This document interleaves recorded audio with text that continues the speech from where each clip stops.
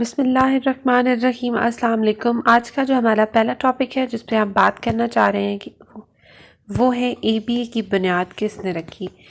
ABA की बुनियाद 1970 में रखी गई। एबीए को डेवलप करने वाले दो माहिर नफ्सियात थे। सबसे पहले आर्वलोफस and the second one was Robert कोएगल।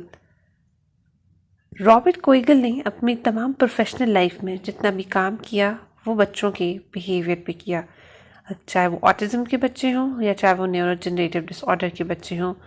जो ओरिजिनल अप्रोच जो यूज़ की गई थी, जो टेक्निक यूज़ की गई थी एबीए थेरेपी की, हम उसको डिस्क्रीट ट्रायल ट्रेनिंग भी कहते हैं, जो कि आज भी यूज़ हो रही है। अब हम बात कर लेते हैं डिस्क्रीट ट्रायल ट्रेनिंग की। डिस्क्रीट ट्रायल ट्रेनिंग जो है वो भी एबीए की ही टेक्निक है, जिसमें हम लार्जर कंपोनेंट्स को बच्चों के लिए डिस्क्रीट कंपोनेंट्स में ब्रेक करते हैं। यहाँ पर ट्रेनर की जिम्मेदारी होती है कि बच्चों को कोई भी स्किल जो है वो 1 बाय 1 सिखाए। For example buttoning up the shirt.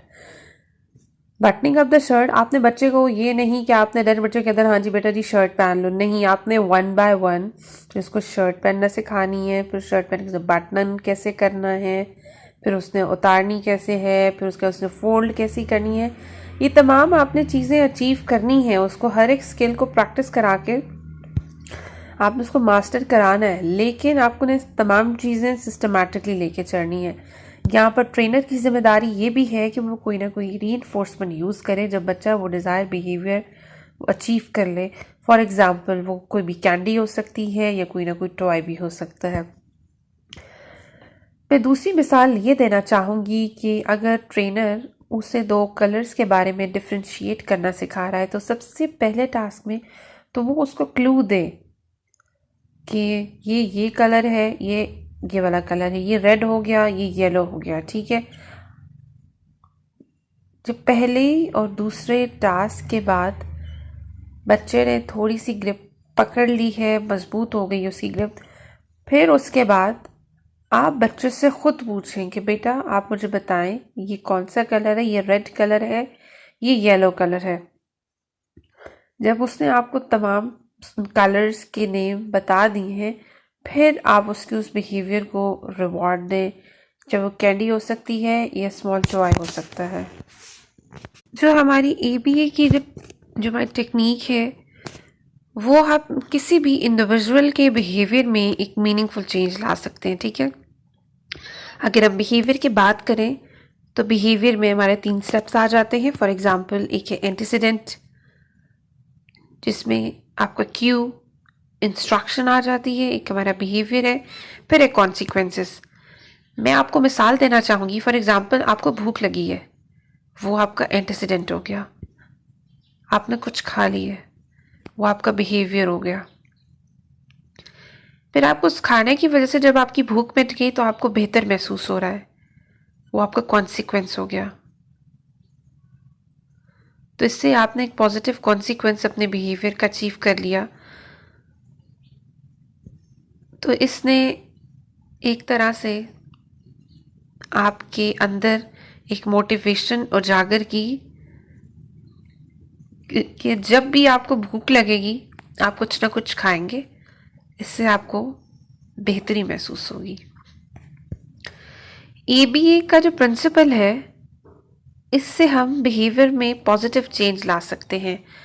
न्यूरोजेनरेटिव disorder की फील्ड के अलावा ये यूज़ होता है कि हम इंडिविजुअल्स में जिनकी बुरी आदतें हैं उनको ओवरकम करके हम पॉजिटिव बिहेवियर में तब्दील कर सकते हैं। ये उन अफराद के साथ भी हम टेक्निक इस्तेमाल कर सकते हैं जो कि नशे की धुन में वाबस्ता है। बहुत सारे ट्रेनर्स एबीए की टेक्निक को डेली बेसिस पे यूज करते हैं by giving a time out. For example मैं आपको मिसाल देना चाहूंगी।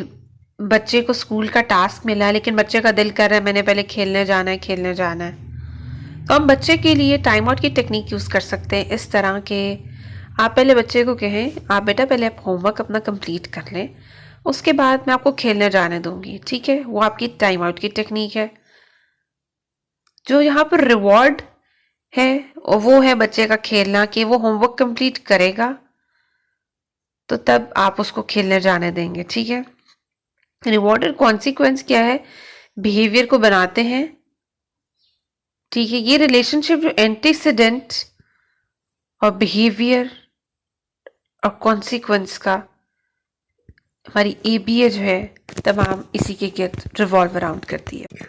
अप्लाइड बिहेवियर एनालिसिस वो थेरेपी है जो कि बच्चे के स्पेसिफिक बिहेवियर्स को इम्प्रूव करता है, उसकी सोशल स्किल्स, उसकी कम्युनिकेशन को इम्प्रूव करना, उसकी रीडिंग को इम्प्रूव करना, एकेडमिक इम्प्रूव करना। उसके बाद फाइन मोटर स्किल्स होगी, उसकी हाइजीन हो गई, उसकी ग्रूमिंग हो गई, उसकी डोमेस्टिक कैपेबिलिटीज़ हो गई कि बच्चा किसी दूसरे पे रिलाय ना करे, बच्चा ये तमाम काम खुद परफॉर्म कर ले। तो ट्रेनर की ज़िम्मेदारी है कि वो तमाम टास्क बच्चे को सिस्टमैटिकली वन बाय वन सिखाए। हमारी एबीए टेक्निक है, उसका बेसिक और बुनियादी मकसद बच्चे की स्किल और बिहेवियर में बेहतरी लाना है। ये टेक्निक एजुकेशनल सेटिंग से साथ साथ जो पेरेंट्स हैं वो डिफरेंट डेली लाइफ की एक्टिविटीज़ में बच्चे के साथ यूज़ कर सकते हैं। फॉर एग्जांपल कुछ बच्चों को प्रॉब्लम होता है कि वो सेटिंग का प्रॉब्लम होता है, वो खाना खाते वक्त बैठते नहीं हैं, इधर उधर भाग रहे होते हैं। आप 1-2-3 दिन बच्चे के साथ बैठ के खाना खाएं, ठीक है। अपोजिट डायरेक्शन में आप बैठ के बच्चे के, जब वो बच्चा खाना फिनिश कर ले आप उसको कोई ना कोई रिवॉर्ड दें। 1-2-3 दिन आप ऐसा करेंगे, तीसरे से चौथे दिन बच्चा खुद ही अकेला बैठ के खाना खाएगा विदाउट हसल क्रिएट किए। अब हम बात कर लेते हैं कि पॉजिटिव रीइंफोर्समेंट कैसे बिहेवियर में चेंज लेके आ सकता है। कोई भी नेगेटिव बिहेवियर जो कि लर्निंग में खलल का बायस बन रहा है, फॉर एग्ज़ाम्पल बच्चे को कोई स्किल सिखा रहे हैं, बच्चा रो रहा है, बच्चा चिल्ला रहा है, तो उस नेगेटिव बिहेवियर को कम करने के लिए बच्चे को अगर आप एक टॉय शेयर कर दें, साथ साथ बच्चा एक्टिविटी भी कर रहा है, साथ साथ बच्चे के हाथ में टॉय भी है, तो आपने उसको एक रिवॉर्ड दे दिया, पॉजिटिव रीइंफोर्समेंट दे दी, बच्चा अब उस एक्टिविटी भी में अच्छे से पार्ट लेगा और जो नेगेटिव बिहेवियर है रोने धोने वाला, उसमें भी कमी पेशी वाक़ हो गई है। हम एबीए थेरेपी से कौन कौन सी डिफरेंट डोमेन्स इम्प्रूव कर सकते हैं। सेल्फ केयर सिखाएंगे, ड्रेसिंग हो गई, टॉयलेटिंग टेक्निक हो गई, ब्रशिंग हो गई, आपने आई कांटेक्ट कैसे मेंटेन करना है, ठीक है। जब आपका नाम पुकारा जाए आपने कैसे रिस्पॉन्ड करना है, ठीक है। स्ट्रक्चर एक्टिविटीज़ होगी, फॉर एग्जांपल पेंसिल आपने कैसे पकड़नी है, आपने वो सिखानी है। अल्फ़ाबेट्स हो गया, ठीक है। एंड जब आपसे कोई बात करे आपने उसको कैसे जवाब देना है। ये तमाम कम्युनिकेशंस की स्किल्स आपने उसे सिखानी है। ये तमाम वो डोमेन्स हैं जो कि हम एबीए थेरेपी में इम्प्रूव करते हैं।